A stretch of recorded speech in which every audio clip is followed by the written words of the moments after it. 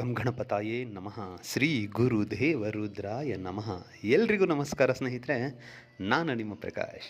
ಸ್ನೇಹಿತರೆ, ಇಂದು ನಾನು ನಿಮಗೆ ಶತ್ರುವಿನ ನಾಶ ಹೇಗೆ ಮಾಡೋದು ತಿಳಿಸ್ಕೊಡ್ತೀನಿ.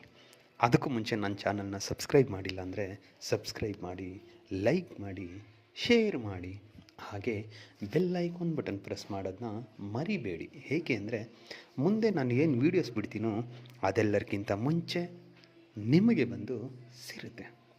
ಸ್ನೇಹಿತರೆ, ಮೊದಲನೆಯದಾಗಿ ಈ ಕ್ರಿಯೆನ ನೀವು ಶನಿವಾರದ ದಿನ ಮಾಡಬೇಕಾಗುತ್ತೆ.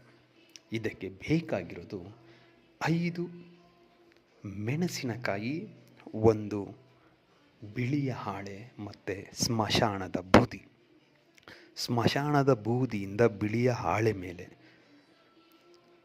ಅಂದರೆ ನೀರನ್ನ ಸ್ವಲ್ಪ ನೀರು ಮಿಶ್ರಣ ಮಾಡಿಕೊಂಡು ಕೈಯಲ್ಲಿ ಅವರ ಹೆಸರನ್ನು ಬರೀರಿ. ಯಾರು ನಿಮ್ಮ ಶತ್ರು ಯಾರಿದ್ದಾರೋ ಅವರ ಹೆಸರನ್ನು ಬರೀರಿ.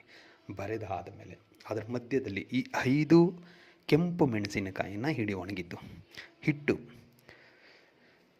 ಶನಿವಾರದ ದಿನ ಸಮಯ ಯಾವಾಗಾದರೂ ಪರವಾಗಿಲ್ಲ, ಅವತ್ತು ಅದನ್ನು ಪೇಪರ್ನ ಸ್ವಲ್ಪ ಫೋಲ್ಡ್ ಮಾಡಿ, ಅಂದರೆ ಮೆಣಸಿನಕಾಯಿ ಬಿಸಿ ಮೇಲೆ ಇಟ್ಟು ಫೋಲ್ಡ್ ಮಾಡಿ ನಿಮ್ಮ ಬಲಗೈಯಲ್ಲಿ ಹಿಡ್ಕೊಳ್ಳಿ. ಅದನ್ನು ಹಿಡ್ಕೊಂಡು ದಕ್ಷಿಣ ದಿಕ್ಕಿಗೆ ಮುಖ ಮಾಡಿ ಕುಳಿತುಕೊಂಡು ಇವಾಗ ನಾನು ಏನು ಮಂತ್ರ ಕೊಡ್ತೀನೋ ಆ ಮಂತ್ರನ 108 ಸಾರಿ ಪಠನೆ ಮಾಡಿ ಆದ ಮೇಲೆ ಅದನ್ನು ತೆಗೆದುಕೊಂಡು ಹೋಗಿ ಸ್ಮಶಾನದಲ್ಲಿ ಊತು ಬನ್ನಿ. ಇನ್ ಕೇಸ್ ನಿಮ್ಮ ಕೈಯಲ್ಲಿ ಸ್ಮಶಾನಕ್ಕೆ ಹೋಗಿ ಭಯ ಆಗುತ್ತೆ ಅಂದರೆ ಯಾರಿಗಾದ್ರೂ ಒಬ್ಬರು ಕರ್ಕೊಂಡು ಹೋಗಿ, ಇಲ್ಲವೇ ಖಾಲಿ ಜಾಗದಲ್ಲಿ ಅಂದರೆ ನಿರ್ಜನ ಪ್ರದೇಶದಲ್ಲಿ ಊತು ಬನ್ನಿ ಸಾಕು. ಆಮೇಲೆ ನೋಡಿ, ನಿಮಗೆ ಗೊತ್ತಾಗುತ್ತೆ ಅದರ ಚಮತ್ಕಾರ ಹೇಗಿರುತ್ತೆ ಅಂತ.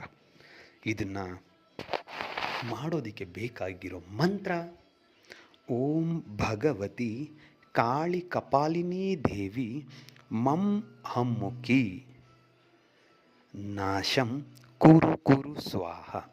ಮಂತ್ರ ಇನ್ನೊಮ್ಮೆ ಹೇಳ್ತೀನಿ ನೋಡಿ ಸ್ನೇಹಿತರೆ.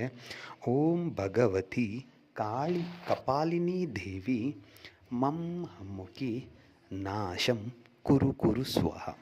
ಅಮ್ಮುಖಿ ಅನ್ನೋ ಜಾಗದಲ್ಲಿ ನಿಮ್ಮ ಶತ್ರು ಯಾರಿದ್ದಾರೋ ಅವರ ಹೆಸರನ್ನು ಸೇರಿಸ್ಕೊಳ್ತಾ ಈ ಮಂತ್ರ ಪಠನೆ ಮಾಡಿದ್ದೆ ಆದಲ್ಲಿ ನಿಮ್ಮ ಶತ್ರು ನಾಶ ಆಗೋದ್ರಲ್ಲಿ ಯಾವುದೇ ರೀತಿಯ ಸಂದೇಹ ಬೇಡ. ಮಾಡಿ